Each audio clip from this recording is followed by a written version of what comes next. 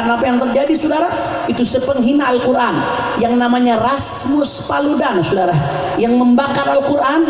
Baru sebentar dia bakar Al-Quran, Allah sudah buka aibnya. Ternyata apa yang dilakukan, dia sering melakukan chat seks, pelecehan seksual terhadap anak laki-laki. Ternyata bencong saudara. Masya Allah, dibuka oleh Allah, dipermalukan oleh Allah. Ini azab di dunia sebelum di akhir, di dunia sebelum di akhir.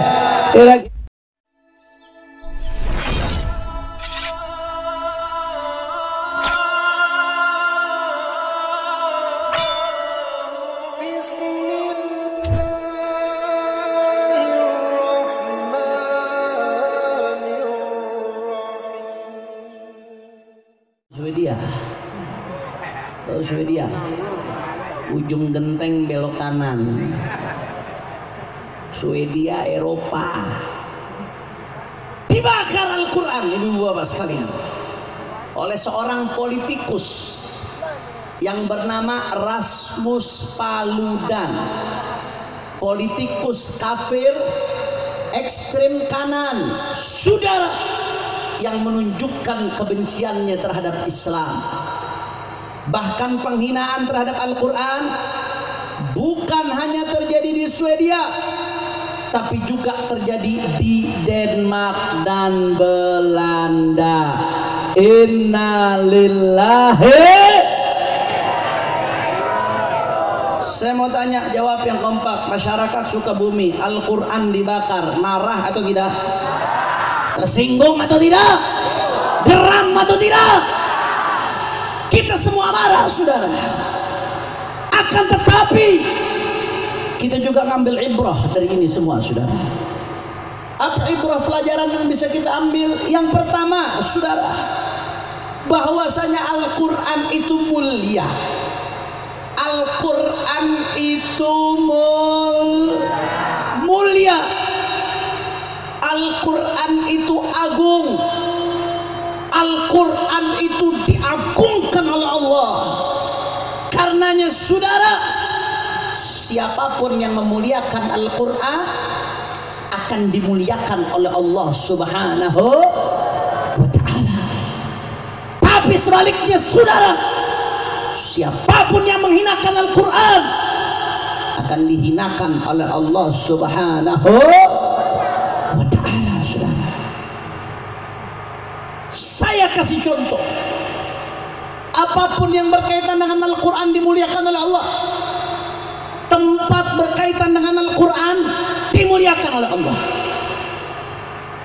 Waktu berkaitan dengan Al-Quran dimuliakan oleh Allah.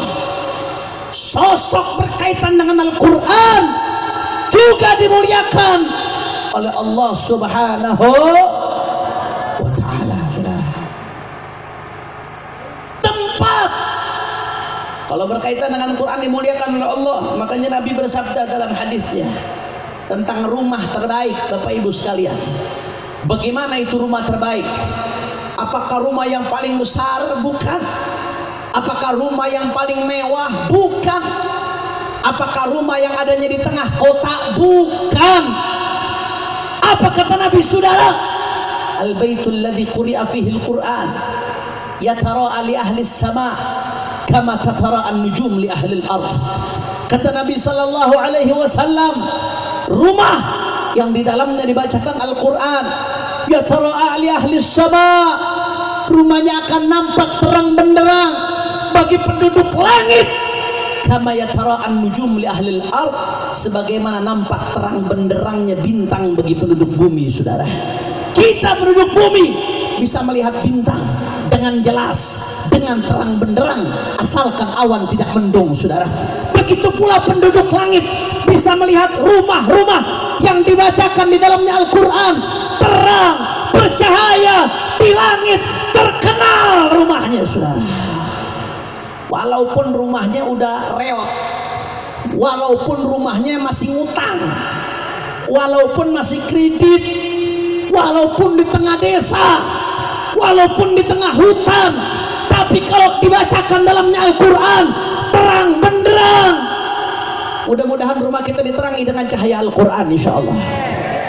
Amin ya rabbal. Artinya apa saudara?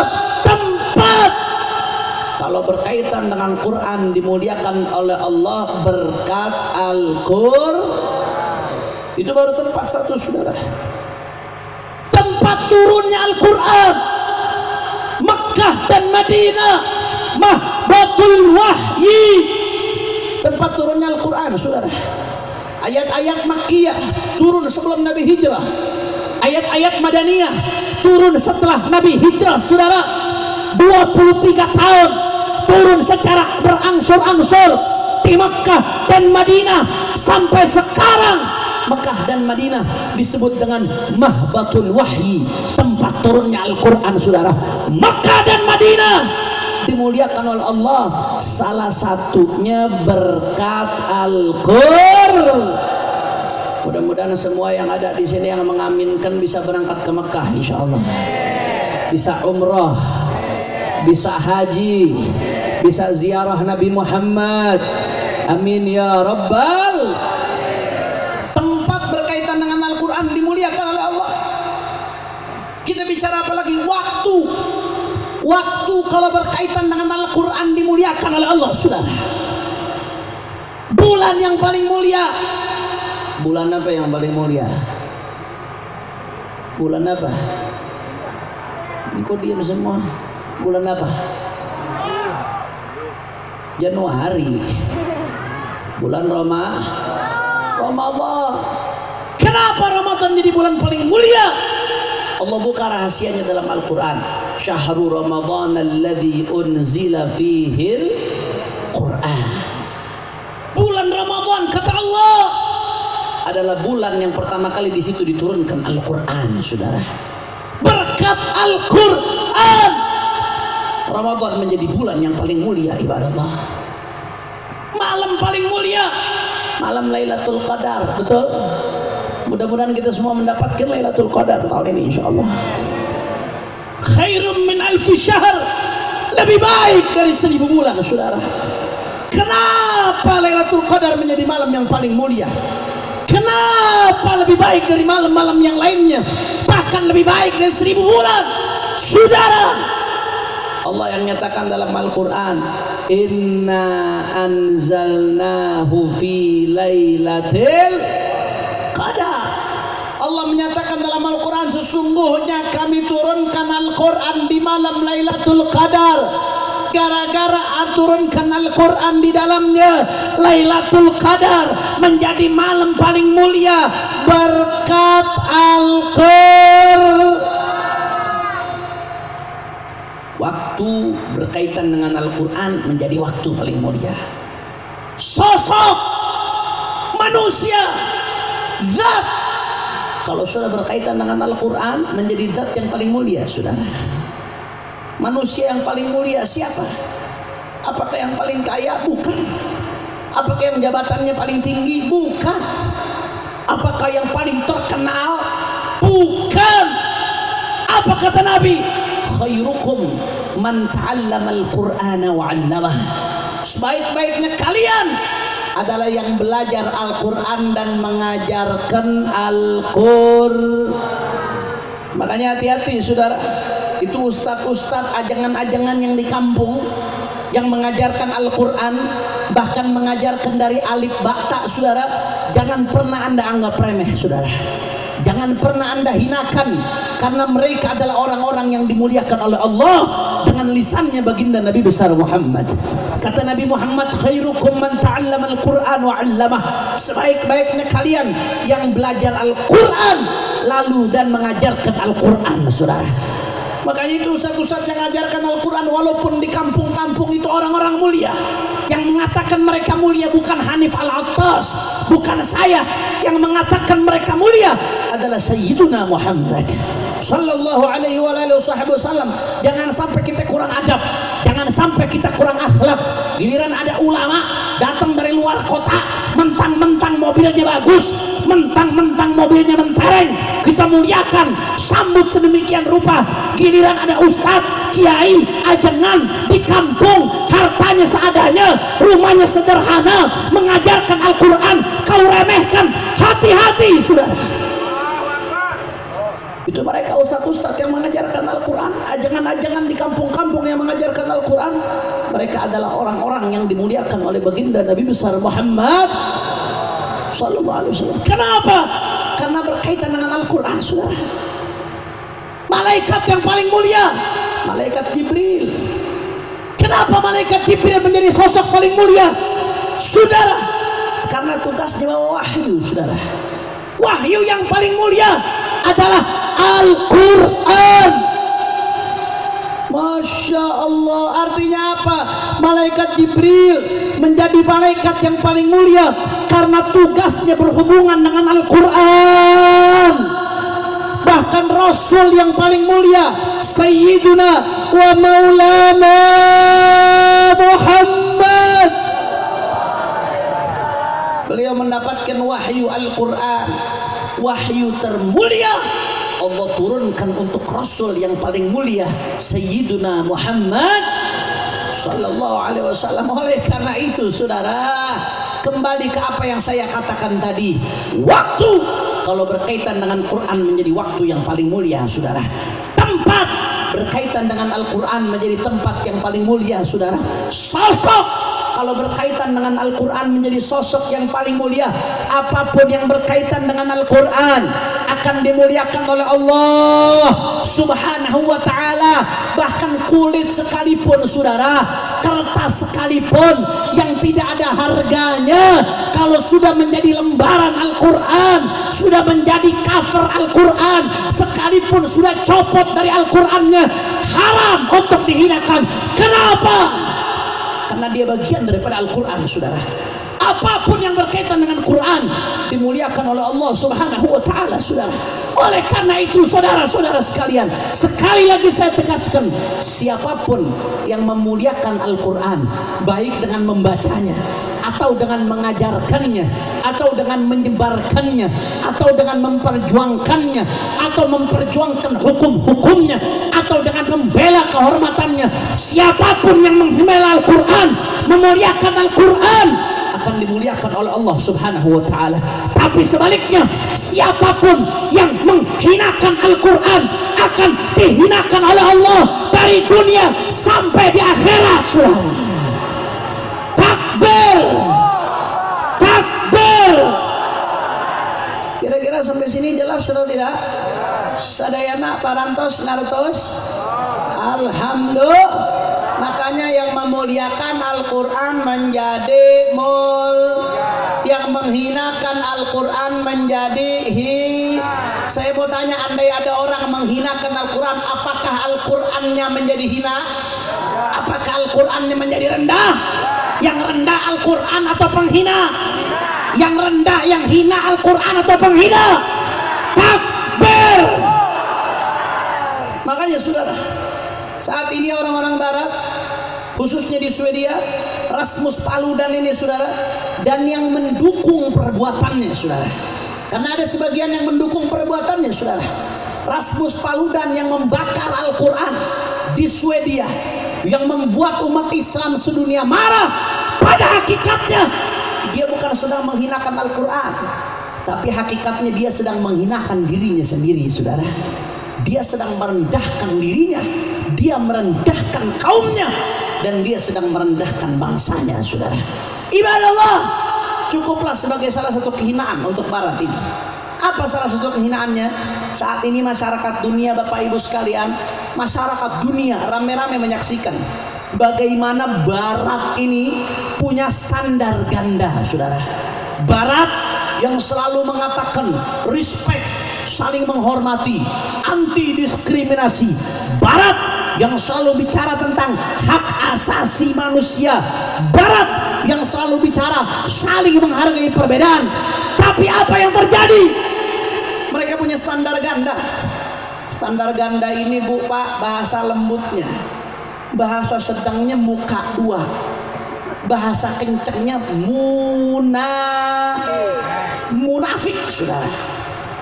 Kenapa barat dikatakan munafik? Ya, tadi seperti saya katakan, Barat selalu bicara tentang respect, saling menghormati, saling menghargai. Makanya kalau di Barat ini Bu, andai ada yang nyerang LGBT, Barat marah-marah. Orang Jampang tahu LGBT. LGBT tahu LGBT. Terong ketemu terong. Laki sama laki, perempuan sama perempuan, homo, lesbi, naudzubillah men. Naudzubillah men. Itu di Barat ada Bu. Bahkan di sebagian negara Eropa Bu, di sebagian negara Eropa itu dibolehkan nikah laki dengan laki, perempuan dengan perempuan. Dapat buku nikah, saudara. Laki sama laki nikah, dapat buku nikah. Saya kadang-kadang bayanginnya jijik. Kalau di Sukabumi kan indah, habis nikah laki sama perempuan pakai jilbab rapi, foto megang buku nikah, bagus atau tidak? Bagus atau tidak? Lah ini di Eropa laki sama laki nikah sah, dapat buku nikah, habis dapat buku nikah foto berduaan, jenggot sama jenggot, jenggot sama jenggot. Jijik atau tidak? Jijik atau tidak? Itu terjadi di Eropa Pak. Ini keedanan-edanan seperti ini terjadi di Eropa. Yang merasa dirinya maju, yang merasa dirinya modern, yang merasa dirinya hebat, yang merasa dirinya canggih, tapi melakukan perbuatan yang lebih binatang dari binatang, saudara. Betul? Betul? Oh, mereka mengatakan kami menghormati hak-hak LGBT. Makanya kalau ada yang anti LGBT mereka serang. Seperti kemarin Piala Dunia di Qatar. Piala Dunia di Qatar 2022, saudara, itu luar biasa. Qatar dengan tegas, kami sebagai tuan rumah menolak dan melarang LGBT. Bagus atau tidak? Bagus. Itu sampai-sampai akhirnya FIFA mengeluarkan aturan, siapapun yang masuk stadion tidak ada yang boleh bawa simbol-simbol LGBT. Di antara simbol LGBT Bapak Ibu sekalian, bendera pelangi. Itu bendera pelangi saat ini di mata masyarakat internasional identik dengan simbol LGBT, simbol homo, simbol lesbi, simbol bencong, bendera pelangi, saudara. Qatar melarang, nggak boleh itu bendera masuk stadion, saudara. Dirazia sama Qatar. Kalau ada yang mau masuk bawa bendera LGBT, dirampas benderanya. Bagus atau tidak? Bagus atau tidak? Bahkan bukan takbir. Masya Allah, semangat, insya Allah diberkahi oleh Allah Subhanahu Wa Taala. Bahkan, saudara, itu kalau kita nonton bola, nonton Liga Champion, saudara, kadang-kadang kaptennya pakai ban LGBT, ban kapten warna pelangi. Kadang-kadang di musim-musim tertentu kaptennya pakai ban warna pelangi. Liga Inggris juga sama demikian. Liga-liga di Eropa rata-rata ada tuh. Buat apa? Buat menunjukkan dukungan terhadap LGBT, saudara. Itu sampai di sepak bola di bawah-bawah, buat menunjukkan dukungan terhadap LGBT. Begitu Piala Dunia di Qatar, Qatar melarang, nggak boleh ada. Sampai akhirnya FIFA mengeluarkan aturan, kalau ada kapten yang pakai ban kapten warna LGBT, warna pelangi, di awal pertandingan langsung dikasih kartu kuning, saudara. Bagus atau tidak? Bagus atau tidak? Begitu Qatar melarang LGBT, saudara, apa yang terjadi? Barat marah-marah. Mereka katakan ini diskriminasi, ini homofobia, ini pelanggaran HAM. Negara Eropa marah, saudara. Jerman protes. Pertandingan pertama, Jerman melakukan aksi protes di lapangan dengan foto pemain-pemain Jerman sambil tutup mulut, saudara. Mereka foto rame-rame sambil tutup mulut. Akhirnya alhamdulillah, gara-gara mereka tutup mulut, saudara, nggak bersuara, Allah bikin apa? Walaupun pemainnya bagus-bagus, nggak sampai lolos babak penyisihan, tutup mulut semuanya, saudara. Masya Allah, Belgia marah. Bahkan Perancis, saudara, yang masuk ke final. Perancis itu sebelum pertandingan final Salah satu menterinya nulis di Twitter, saudara. Apa kata menterinya? Kalau besok kami menang di final, kami akan kibarkan bendera LGBT, saudara. Kacau atau tidak? Kacau atau tidak? Untungnya kalah, saudara. Saya ngomong begini bukan berarti saya pendukung Messi ya. Saya bukan mendukung Messi, saya Ronaldo. Enggak, bercanda Ronaldo juga enggak.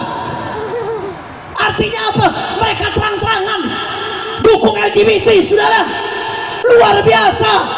Kalau ada yang sedikit menyerang LGBT, ada yang bakar bendera pelangi, Barat marah-marah, dibilang ini homofobia, LGBT fobia, pelanggaran HAM, hak asasi manusia. Palelo menyan, mana ada hak asasi manusia? Terong makan terong, itu namanya bukan hak asasi manusia, tapi hak asasi monyet, saudara. Betul atau tidak? Betul atau tidak? Monyet juga tersinggung dibilang LGBT, saudara. Monyet aja laki sama perempuan nggak mau laki sama laki. Betul atau tidak? Betul atau tidak? Mereka marah. Giliran ada yang nyinggung LGBT, mereka marah. Giliran ada yang bakar bendera Israel, bu Pak, Barat marah-marah.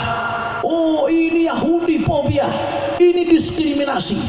Giliran ada yang nyinggung mereka, mereka marah, saudara. Giliran ada yang bakar Al-Quran, giliran ada yang hina Islam, apa kata mereka? Oh, itu nggak apa-apa, itu namanya kebebasan berekspresi. Unyia. Saya mau tanya, jawab yang kompak, munafik atau tidak? Munafik atau tidak? Anti LGBT dibilang diskriminasi, pembakaran Al-Quran dibilang kebebasan berekspresi.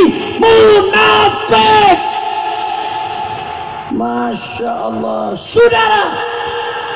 Masyarakat dunia sekarang melihat betapa munafiknya kaum Islamofobia, kaum yang anti-Islam di Barat, saudara. Mereka standar ganda, bicara saling menghormati, akan tetapi menganggap pembakaran Al-Quran sebagai kebebasan berekspresi yang harus dibiarkan, saudara. Ini adalah adab, ini adalah siksaan dari Allah, ini adalah sanksi sosial di dunia, saudara, sebelum di akhirat. Bahkan apa yang terjadi, saudara, itu sepenghina Al-Quran yang namanya Rasmus Paludan, saudara, yang membakar Al-Quran. Baru sebentar dia bakar Al-Quran, Allah sudah buka aibnya. Ternyata apa yang dilakukan? Dia sering melakukan chat seks, pelecehan seksual terhadap anak laki-laki. Ternyata bencong, saudara. Masya Allah, dibuka oleh Allah, dipermalukan oleh Allah. Ini azab di dunia sebelum di akhir. Di dunia sebelum di akhir. Kira-kira jelas atau tidak? Jelas atau tidak? Makanya sekali lagi saya tegaskan, saudara, Al-Quran mulia. Siapapun yang menghinakan Al-Quran, Al-Quran akan tetap mulia, tidak akan hina. Justru sebaliknya, yang menghinakan Al-Quran akan dihinakan oleh Allah di dunia qabla akhirah. Makanya saya mau tanya, siap kita memuliakan Al-Quran? Siap mengagungkan Al-Quran? Siap menyebarkan Al-Quran? Siap khidmah kepada Al-Quran? Sukabumi angkat tangannya semuanya, takbir, takbir, takbir. Sallu ala Nabi. Kedua, saudara, ibrah, pelajaran yang bisa kita ambil dari pembakaran Al-Quran yang terjadi ini, Bapak Ibu sekalian, itu yang membakar Al-Quran dari golongan Islamofobia. Apa artinya Islamofobia, Pak Bu? Artinya alergi terhadap takut sama Islam, alergi terhadap Islam, saudara. Itu mereka kelompok-kelompok yang bakar Al-Quran. Sebetulnya, saudara, pembakaran Al-Quran yang mereka lakukan tidak lain dan tidak bukan adalah ekspresi kekhawatiran, bentuk takut, bentuk khawatir mereka terhadap perkembangan Islam di Eropa, saudara. Karena Bapak Ibu sekalian perlu tahu, di Eropa tempatnya orang-orang bule, Bu Pak. di Inggris, di Perancis, di Jerman, di negara-negara Eropa. Saat ini jumlah umat Islam bertambah terus, saudara. Alhamdulillah, jumlahnya bertambah, makin banyak. Bahkan sebagian, saudara, tempat-tempat rumah ibadah agama non muslim yang sudah sepi jamaahnya, yang sudah nggak ada pengikutnya, itu dijual, saudara, dibeli oleh orang-orang Islam untuk mendirikan masjid, dirubah jadi masjid di Eropa, saudara. Alhamdulillah. Makanya kalau kita lihat sekarang, Bu, London, ibu kota Inggris, London, itu London, saudara, saking banyaknya orang Islam di London, sampai-sampai ada joke, ada bercandaan. Apa bercandaannya? Londonistan. London namanya bukan London lagi, tapi Londonistan. Apa artinya Londonistan? Seperti Pakistan, Uzbekistan, Kazakhstan. Saking banyaknya orang Islam, sampai dibercandain London namanya sudah berubah menjadi Londonistan, saudara. Begitu juga Perancis, jumlah umat Islam terus bertambah, saudara. Begitu pula Jerman dan negara-negara Eropa lainnya, jumlah umat Islam terus bertambah. Alhamdulillah. Masya Allah, saya jadi teringat, saudara, dengan sabdanya baginda Nabi besar Muhammad Sallallahu Alaihi Wasallam. Bapak Ibu sekalian, Rasulullah pernah bersabda. Apa sabdanya Nabi? Kata Nabi, la yablughanna hadzal amru ma balagha al-lail wan nahar wa la yatrukullahu baita madarin wala wabarin illa adkhalahu Allah fi hadha ad-din bi'izzi azizin aw bidhilli dalilin. Shadaqa Rasulullah sallallahu alaihi wasallam.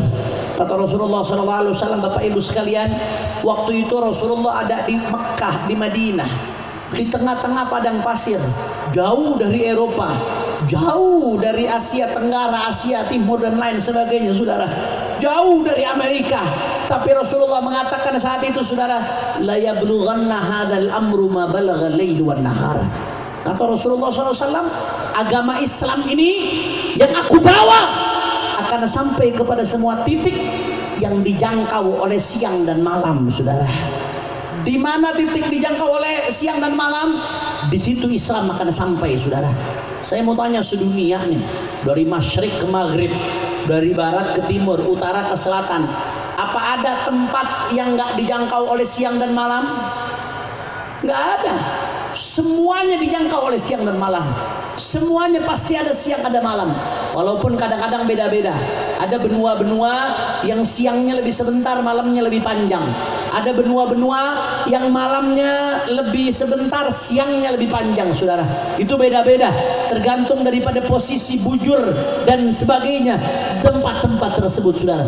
Tapi dimanapun pasti sampai siang dan malam. Nggak ada tempat di dunia yang nggak ada siang dan malamnya, saudara. Nabi mengatakan, la yablughanna hadzal amru ma balagha al-lail wan nahar. Ini perkara Islam ini akan sampai kepada semua titik yang dijangkau oleh siang dan malam. Di mana siang dan malam sampai, di situ Islam sampai, saudara. Bahkan Nabi mengatakan, la yatrukullahu baita madarin, la yatrukullahu baita madarin wala wabarin illa adkhalahu hadad din bi'izzi azizin aw bidhilli dalilin. Kata Allah, tidaklah Allah meninggalkan satu rumah pun, baik rumah yang dari batu atau rumah yang dari serabut atau rumah yang dari tanah. Allah tidak meninggalkan satu rumah pun kecuali di dalamnya, saudara, Allah masukkan ini agama Islam bi'izzi azizin, dengan kemuliaan orang-orang yang mulia, au bidhilli dalilin, atau kehinaan orang-orang yang hina. Mulia karena ketika sampai kepadanya Islam, dia terima Islam, dia terima kebenaran, dimuliakan oleh Allah. Hina karena ketika sampai kepadanya Islam, dia tolak Islam sehingga dihinakan oleh Allah Subhanahu. Ini janji Nabi. Islam akan sampai kepada semua tempat, saudara. Walaupun sebagian ada yang nolak, sebagian tetap ada yang kufur, tapi yang kufur itu dihinakan oleh Allah. Tapi terlepas dari itu, Islam akan sampai kepada semua tempat di atas muka bumi ini, saudara. Oleh karena itu, itu saudara. Mereka orang-orang barat, orang-orang Islamofobia yang anti Islam, mereka berusaha mencoreng nama baik Islam, mereka berusaha memfitnah Islam, mereka berusaha menggambarkan Islam dengan wajah yang buruk. Islam diidentikan dengan ISIS. ISIS itu tidak lepas dari perbuatan intelijen saudara. ISIS itu saudara mencoreng nama baik Islam, itu kerjaannya merusak Islam, mencoreng nama baik Islam. Akhirnya orang-orang Eropa memandang Islam jelek, buruk gara-gara ISIS itu saudara. Betul, betul. Mereka berusaha perburuk citra Islam, mereka berusaha jelek-jelekkan Islam saudara, mereka berusaha hina, mereka berusaha fitnah Islam saudara, mereka berusaha fitnah Islam, mereka berusaha jelekkan Islam, mereka berusaha rendah-rendahkan Islam, mereka berusaha fitnah Islam. Tapi apa yang terjadi saudara? Justru orang makin penasaran terhadap Islam, orang makin tertarik kepada Islam. Umat Islam di Eropa semakin bertambah saudara. Makanya sebagian orang, sebagian ulama mengatakan masa depan Islam nanti di Eropa saudara. Eropa akan menjadi mayoritas Islam, Eropa akan menjadi pusat Islam, Eropa akan jadi tempat kebangkitan Islam, akan penuh dengan cahaya Islam. Karenanya saudara, Allah berfirman dalam Al-Quran, dan sungguh benar firman Allah, yuriduna liyutfi'u nurallah biafwahihim wallahu mutimmu nurih walau karihal kafirun. Mereka orang-orang kafir berusaha memadamkan cahaya Allah dengan lisan-lisan mereka, dengan statement-statement mereka, dengan syubhat-syubhat mereka. Wallahu mutimmu nurih, tapi Allah akan sempurnakan cahayanya. Allah yang akan sempurnakan cahayanya saudara, walau karihal kafirun, walaupun orang-orang kafir itu tidak suka saudara.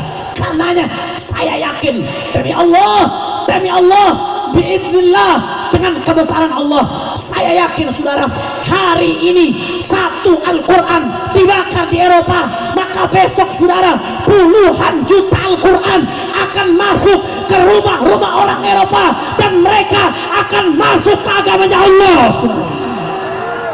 Takbir, takbir, takbir. Makanya saya mau tanya, jawab ya Kompak, siap jadi duta-duta Al-Quran?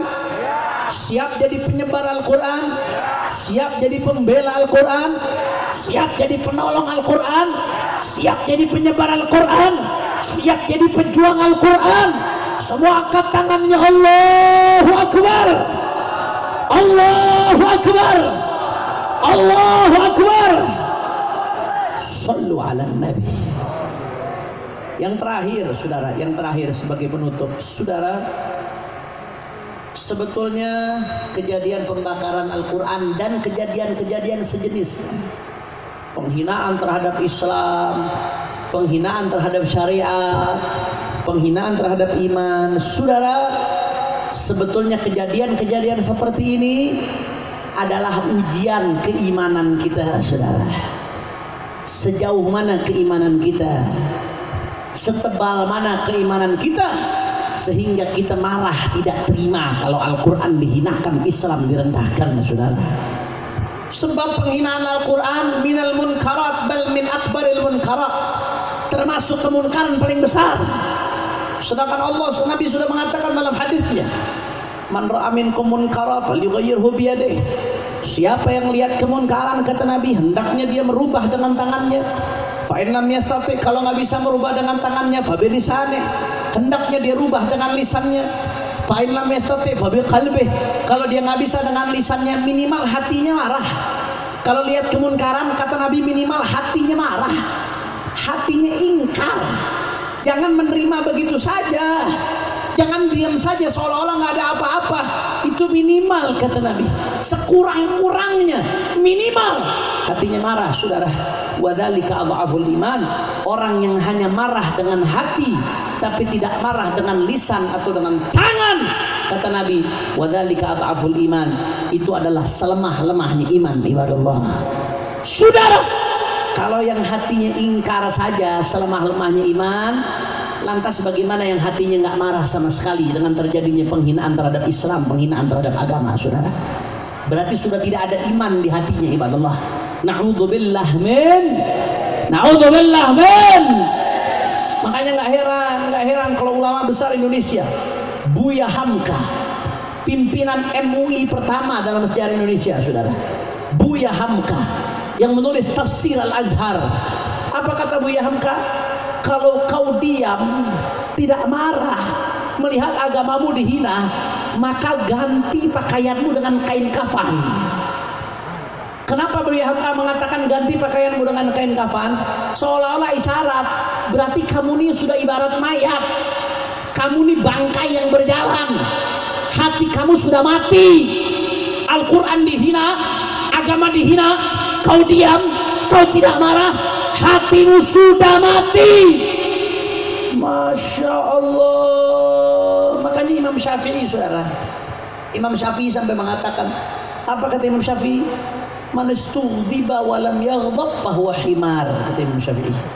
Man istughdiba wa lam yaghdab fahuwa himar. Kata Imam Syafi'i, siapa orang yang ustughdiba, dipancing buat marah, tuliba minhul ghadab, istaf'ala tulisinil istif'ali jama'anin li talabin sayyuratin wijdani, kata nazam maksudnya.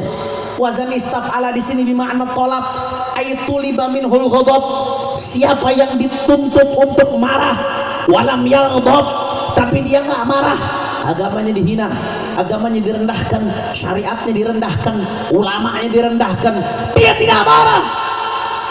Giliran dirinya dihina, angkat golok, saudara. Giliran kelompoknya dihina, marah, pengen mati. Giliran ormasnya dihina, ngamuk-ngamuk luar biasa. Masya Allah. Tapi agamanya dihina, harusnya dia marah, dia tidak marah. Apa kata Imam Syafi'i? Fahuwa himar. Yang seperti itu bukan manusia, tapi keledai. Tahu keledai? Keledai mirip-mirip kambing, antara kambing sama kuda, itu keledai namanya, saudara. Masya Allah. Ini kata Imam Syafi'i, bukan kata saya. Makanya ibu-ibu besok nih bu, kalau punya suami, ya begitu Islam dihina, suaminya bilang udah sabar aja, kita ini rahmatan lil alamin, kita ini Islam yang ramah, bukan Islam marah. Ibu-ibu kalau besok-besok punya suami seperti itu, Islam dihina tidak marah. Kalau pagi bu sarapan, jangan dikasih nasi, kasih rumput bu. Kenapa? Bukan manusia, keledai. Keledai makannya rumput, nggak makan nasi, saudara. Itu kata Imam Syafi'i, bukan kata saya, saudara. Habib berarti nyuruh rusuh dong, Beb. Habib nyuruh huru hara? Enggak, saya nggak nyuruh rusuh, saya nggak nyuruh huru hara. Marah dengan marah yang positif, tunjukkan kemarahanmu. Kemarin di Jakarta turun ribuan umat Islam di depan kedutaan besar Swedia menunjukkan protes. Habib nggak ada gunanya. Kata siapa, saudara? Secara hubungan diplomatis pusing dia, saudara. Itu secara hubungan internasional, kedutaannya didatangi, ribuan orang turun, disorot media internasional, pusing itu mereka, saudara. Belum lagi di luar Jakarta, di berbagai tempat turun umat Islam, protes ke kedutaan Swedia, saudara. Bagus atau tidak? Bagus atau tidak? Belum lagi yang marah dengan cara memboikot. Al-Azhar Mesir mengumumkan, mengajak supaya umat Islam sedunia memboikot produk-produk Swedia gara-gara dia membiarkan pembakaran terhadap Al-Quran, saudara. Boikot, jangan beli barang-barangnya, cari tahu apa saja barang-barangnya, jangan dibeli. Kalau sedunia umat Islam nggak mau beli produk Swedia, bangkrut itu sudah dia, saudara. Bangkrut. Tahu rasa dia menghina Al-Quran, dibiarkan penghina Al-Quran, bikin dia bangkrut, saudara. Betul, betul. Masya Allah. Di Malaysia, bu, pak, di Malaysia, Perdana Menterinya Anwar Ibrahim namanya. Dia marah Al-Quran dihina, saudara, dibakar. Apa yang dia lakukan? Dia panggil menteri-menterinya, saudara. Dia perintahkan untuk cetak 1 juta Al-Quran. Sebagai bentuk kemarahan, disebarkan itu 1 juta Al-Quran di Eropa, saudara. Saya mau tanya, bagus atau tidak? Bagus atau tidak? Tunjukkan kemarahanmu. Habib, saya ustadz sibuk ngajar. Tunjukkan kemarahanmu depan murid-muridmu. Tanamkan kepada dia ghirah kepada Islam. Habib, saya sibuk ceramah. Tunjukkan kemarahanmu di atas mimbar. Habib, saya pejabat, sibuk dengan rakyat. Tunjukkan kemarahanmu dengan jabatanmu. saudara. Tunjukkan, jangan diam. Al-Quran dihina, kau diam. Nanti di akhirat siapa yang kau mau bela kamu kalau bukan Al-Quran? Siapa yang mau perjuangkan kamu dengan kalau bukan Al-Quran, saudara? Hari ini kau bela Al-Quran, besok di akhirat Al-Quran yang akan bela kamu, saudara. Hari ini kau perjuangkan Al-Quran, besok di akhirat Al-Quran yang akan memperjuangkanmu dengan syafaatnya di hadapan Allah Subhanahu wa ta'ala. Hari ini kau bergerak untuk besok. Hari ini kau bergerak untuk Al-Quran, saudara. Besok Al-Quran yang akan bersaksi untukmu di hadapan Allah Subhanahu. Karenanya kami para habaib, para alim ulama, para kiai, para santri, umat Islam, demi Allah kami nggak akan berhenti bela Al-Quran, saudara. Kami nggak akan berhenti bela Islam, kami nggak akan berhenti bela syariat. Apapun yang terjadi, nggak peduli mau musuhnya Swedia ke, mau musuhnya Amerika ke, mau musuhnya Barat ke, mau musuhnya Afrika ke, nggak peduli, saudara.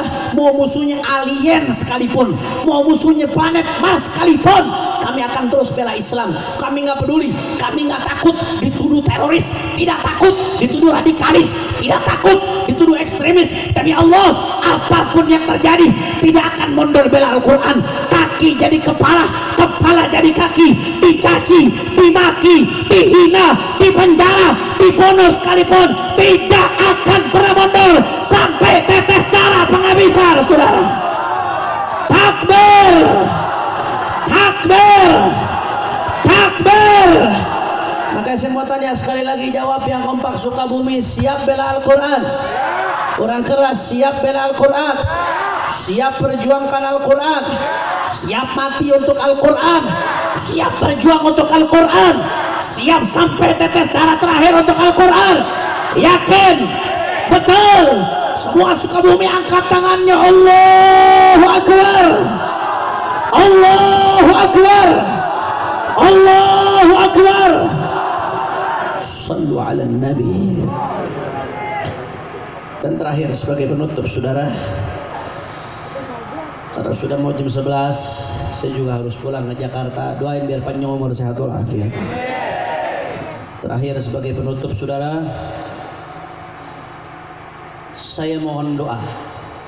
Kita sama-sama berdoa untuk saudara-saudara kita.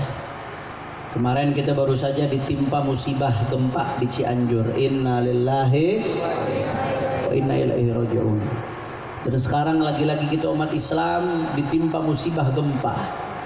Kali ini bukan di Indonesia, tapi di luar Indonesia yang juga merupakan negeri saudara-saudara seiman kita, yaitu di Turki dan di Suriah, saudara. Gempa luar biasa besar, lebih dari 7 skala Richter, saudara.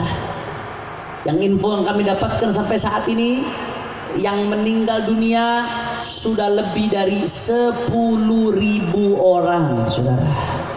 Inna lillahi. Itu luar biasa, Pak. Kalau kita lihat videonya, ya Allah. Kalau kita di Indonesia kemarin, mudah-mudahan Allah jaga Indonesia insya Allah dari bencana, dari musibah. Allah jaga kampung kita dari bencana, dari musibah insya Allah. Di Indonesia kemarin kita lihat terjadi gempa, ya rumahnya rumah kecil-kecil, saudara. Di kampung, di Sukabumi rumahnya rumah kecil-kecil, di Cianjur rumahnya kecil-kecil. Ini di Turki terjadi gempa, rumahnya rumah apartemen semua, saudara. Itu runtuh seolah tertelan bumi dari atas ke bawah, saudara. Itu mereka-mereka yang di Turki, sahabat-sahabat kami cerita, saudara-saudara mereka, sahabat mereka yang di Turki mengatakan, kami pikir hari ini hari kiamat, kata mereka, saudara. Saking gentingnya keadaan, 10.000 orang meninggal dunia, ibadah Allah. Belum yang luka-luka, belum yang mengungsi. Itu rata-rata yang sudah terjadi wilayah gempa itu nggak bisa lagi ditempati tempat tinggalnya karena khawatir rubuh. Mereka ngungsi semuanya di tenda-tenda, saudara. Masya Allah, berapa ratus ribu orang yang mengungsi, saudara. La ilaha illallah. Mudah-mudahan yang meninggal dunia Allah terima sebagai syuhada. Dan mudah-mudahan yang luka-luka disembuhkan oleh Allah Subhanahu wa ta'ala. Yang kerabatnya meninggal dunia diberikan kesabaran oleh Allah Subhanahu wa ta'ala. Yang sakit disembuhkan oleh Allah Subhanahu wa ta'ala. Yang rumahnya hancur, kendaraannya hancur, barang-barangnya hancur, mudah-mudahan diganti yang lebih baik oleh Allah Subhanahu wa taala. Dan lebih lagi saudara, mereka sekarang mengungsi di tenda-tenda, dan saat ini kondisinya di sana sekarang sedang salju tebal saudara. Jadi sudah susah ngangkat jenazah, ditambah salju tebal, ditambah orang mengungsi cuma pakai tenda berhadapan dengan salju yang tebal saudara. Ya Allah, kita baca Fatihah.